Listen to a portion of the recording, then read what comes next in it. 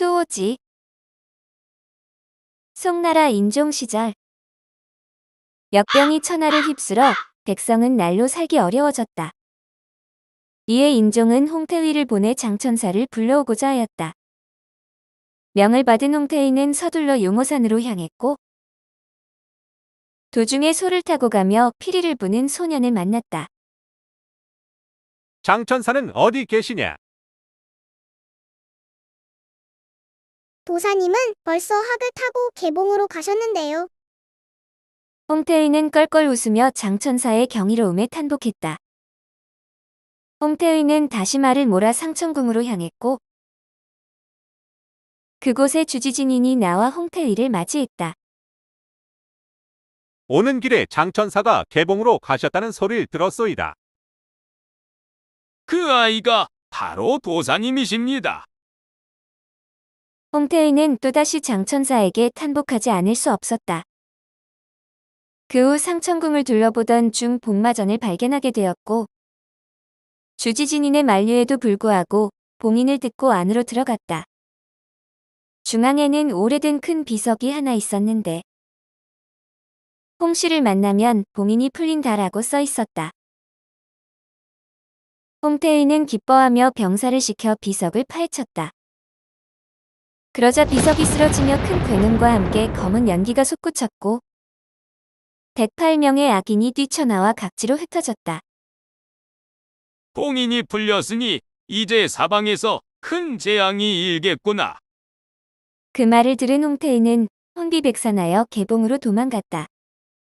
그로부터 30년 후 송나라 철종 시절 개봉에는 고구라는 난봉꾼이 있었다. 하루는 고구가 길거리에서 막무가내로 행패를 부리자 때마침 그곳을 지나가던 80만 금군교도 왕진이 그의 목을 사정없이 비틀며 혼쭐을 내줬고 이에 고구는 왕진에게 앙심을 품게 되었다. 그 뒤 고구는 부마의 집에서 자비를 맡게 되었는데 우연히 단왕의 거처로 심부름을 갔다가 때마침 뒤뜰에서 공놀이 중인 단왕과 마주쳤다. 그때 단왕이 찬공이 그를 향해 날아왔고 고구가 재빨리 한 발을 높이 올려 현란한 발재간을 뽐냈다. 이에 단왕은 감탄하며 그를 바로 몸종으로 삼았다. 얼마 후 단왕은 송나라 휘종 황제에 등극하였고 고구도 벼슬을 하사받아 전수부태에 의해 오르게 되었다. 그런데 모든 문무대신이 나와 그를 축하해주는 연회 자리에 오직 왕진만이 병이 났다는 핑계로 오지 않았고 원래부터 왕진을 탐탁치 않게 여겼던 고구는 머리 끝까지 화가 치솟아 병사를 시켜 그를 흠씬 두들겨 패주었다. 이에 왕진은 자신이 고구의 눈밖에 났다는 것을 알고는 그날 밤으로 모친과 함께 연안경략부로 도망쳤다. 왕진은 연안경략부로 가던 중 사가촌에서 머물게 되었는데 때마침 사진이 곤봉 연습을 하고 있었다. 제법 그럴듯해 보이지만 진짜 호걸은 당해낼 수 없겠구나. 뭐가 어쩌고 어째 겁도 없이 나한테 덤비는 거냐? 이에 왕진은 바로 사진의 명치를 찌르고 목을 비틀었다. 소인이 결례를 저질렀습니다. 부디 제 사부님이 되어주십시오. 그때부터 왕진은 사진에게 무예를 가르쳤고 실력은 일취월장했다. 단년 후 왕진은 그곳을 떠나 다시 연안경략부로 향했다. 한편 소화산에는 주모 진달 양춘이라는 산적이 있었는데 그들은 화음현으로 가서 재물을 약탈하고 싶어 했다. 그래서 먼저 사진의 집을 공격하기로 했는데 몇 합을 겨루지도 않고 진달이 사진에게 생포되고 말았다. 그러자 주모와 양춘은 무릎을 꿇고 진달을 풀어달라고 애원하였다. 이에 사진은 진달을 풀어주었고 네 사람은 자주 왕래하는 사이가 되었다. 얼마 후 관아에서는 사진이 산적패와 어울린다는 사실을 알게 되었고 사진은 사정이 이렇게 되자 할 수 없이 자신의 집에 불을 지른 후 혼란을 틈타 사부 왕진이 있는 연안경략부로 도망쳤다. 며칠 후 위주에 도착한 사진은 근처 주점을 찾아가 주인장에게 사부 왕진의 소식을 물었다. 그때 경략부 제할직을 맡고 있는 노달이 안으로 성큼성큼 들어왔고 두 사람은 자리에 앉아 함께 이야기를 나누며 술을 마셨다. 그 순간 어디선가 여자의 울음소리가 들려왔고 참 술맛 떨어지게 울긴 왜 우는 거요? 소인의 어머니가 돌아가시고 정도가 대신 장례를 치러주었는데 저를 첩으로 삼은 것도 모자라 노래를 팔아 장례 비용을 갚으라고 하였습니다. 이 말을 들은 노달은 불같이 화를 냈고 은 10냥을 주며 어서 멀리 도망치라고 하였다. 그리고 이튿날 노달은 정도의 푸죽간에 찾아가 살코기로 10근만 다져주시오. 비계가 있으면 아니 돼요. 걱정 마십시오. 다지는 건 제가 자신 있습니다요. 그럼 비계도 10근만 다져주시오. 절대 살코기가 섞이면 아니 돼요.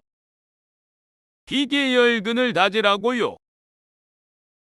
그제서야 수상한 김새를 눈치챈 정도는 노달에게 달려들었고 노달은 기다렸다는 듯 정도를 마구 두들겨 패주었는데 정도가 그 자리에서 쓰러져 죽고 말았다. 순식간에 살인자가 된 노달은 할 수 없이 오대산으로 들어가 승려가 되었다. 그러나 술 좋아하는 천성을 버리지 못하고 계속 문제를 일으켰고 결국 대상국사로 쫓겨나게 되었다. 쫓겨난 노달은 대상국사로 가던 중 도화촌에서 머물게 되었는데 유태공이 술과 고기로 그를 정성껏 대접했다. 그런데 유태공의 낯빛이 어딘가 많이 어두워 보였다.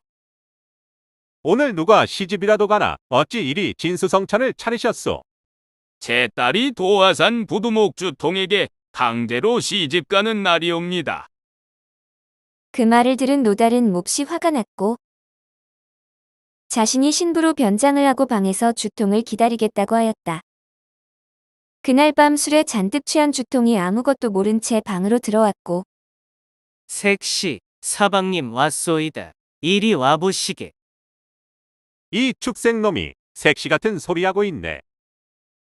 노달은 살려달라고 발버둥칠 때까지 주통을 두들겨 패주었다. 겨우 풀려난 주통은 그 길로 산채로 도망갔고 두목 이충에게 이 사실을 알렸다. 그러자 이충은 이튿날 주통의 복수를 하기 위해 유태공의 집으로 쳐들어갔고 대번의 상대가 경략부 제할 노달임을 알아보고는 자초지종을 이야기한 후 노달을 데리고 산채로 돌아왔다. 그리고 주통을 불러 사과하게 하고 혼인 취소 약속까지 받아냈다. 그 후 노달은 산채에 남아달라는 이충의 만류를 거절하고 다시 대상국사로 발걸음을 재촉했다. 대상국사에 도착한 노달은 채소밭 관리직을 맡게 되었다. 하루는 80만 금 군교도 임충이 부인과 함께 대상국사로 소원을 빌려갔다가 채소밭에서 나무를 뿌리 채 뽑고 있는 노달을 발견하고 그와 40합 넘게 겨루었으나 승패를 보지 못했다. 두 사람은 서로가 후거림을 알고는 그 자리에서 의형제를 맺었다. 한편 고구의 양아들 고아내가 임충의 부인에게 반하게 되고 며칠 후 임충의 집으로 몰래 찾아와 그녀를 강제로 희롱했다. 어르신 빨리 와보세요. 마님께서 희롱을 당하고 계십니다. 그 소리를 들은 임충이 황급히 달려왔지만 상대가 고아내임을 안 임충은 도망가는 그를 지켜볼 수밖에 없었다. 한편 육겸은 집으로 돌아온 고아내에게 계책을 내놓았는데 바로 임충에게 새로 산 보도를 가지고 백호절당으로 오게 하는 것이었다. 백호절당은 군사기밀을 논하는 곳으로 무기를 지닐 수 없는 곳이었다. 며칠 후 임충이 정말 보도를 가지고 백호절당으로 들어왔고 고구는 보도를 가지고 백호절당으로 들어왔다는 죄목으로 임충을 창주로 귀양 보냈다. 그 후 육겸은 다시 병사를 시켜 호송 도중 임충을 죽이라고 했는데 그때 갑자기 숲속에서 노달이 나타나 임충을 구하고 그를 창주까지 안전하게 호송한 뒤 대상국사로 돌아갔다. 창주에 도착한 임충은 시진의 집에 들르게 되었는데 인정 베풀길 좋아하는 시진은 임충을 후하게 대접하고 임충이 떠나기 전 유배지 관리에게 잘 봐달라는 편지까지 써주었다. 임충은 유배지에서 사료장을 관리하는 일을 맡았다. 하루는 육겸이 찾아와 병사를 시켜 사료장에 불을 지르라고 하였다. 그 불로 임충을 태워 죽이거나 불을 냈다는 죄를 물을 셈이었다. 그 말을 들은 임충은 몸이 부들부들 떨릴 정도로 화가 났고 문을 박차고 나와 단번에 병사를 죽이고 육겸까지 찔러 죽인 후 신상의 얼굴을 바쳤다. 그 후 황급히 시진의 집으로 도망갔지만 곳곳에 방이 붙게 되고 시진은 일단 양산박으로 가서 목숨을 보전하라고 말했다. 이에 임충은 할 수 없이 양산박으로 향했다. 양산박에 도착한 임충은 그곳에 두목인 왕린을 만났다. 백이수사 왕린은 도량이 좁고 의심이 많은 인물로 임충을 보자마자 자신의 자리를 위협할까 걱정이 되었다. 이곳은 머물 곳이 못 됩니다. 큰일 하실 분 같은데 다른 곳으로 가시지요. 소인은 목숨을 바쳐 충성을 하러 온 것이지 다른 마음은 없습니다. 그 말이 진심이라면 먼저 사람을 죽이고 오시오.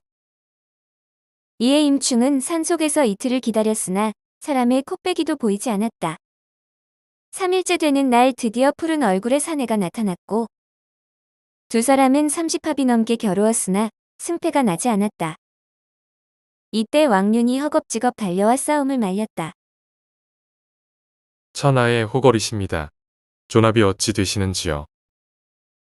소인은 청면수 양지 이웃인데 화석강 운반한 임무를 맡았다가 배가 침몰되어 돌아가지 못하고 이렇게 떠돌고 있습니다.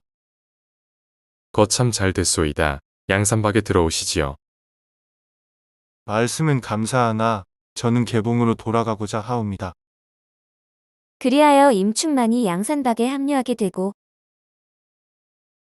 양지는 다시 말을 몰아 개봉으로 향했다. 그러나 개봉으로 돌아온 양지가 사면을 받았음에도 고구는 분이 풀리지 않아 그에게 일거리를 주지 않았다. 생활이 어려워진 양지는 길거리에서 가보인 보검을 팔게 되었는데 이때 마을의 골칫거리인 우이가 와서 시비를 걸었다. 무슨 칼이길래 이리 비싼 거요? 이 칼은 사람을 베어도 피가 묻지 않는 칼이라오. 정말이요. 그럼 어디 사람을 한번 베어보시오. 그 말에 화가 난 양지는 순간 욱하여 우이를 죽이고 말았다. 그 후 양지는 개봉부로 가 자수를 하였는데 관부에서는 그가 우이를 죽인 호거림을 인정하여 그에게 중벌을 내리는 대신 북경대명부 유수사로 보냈다.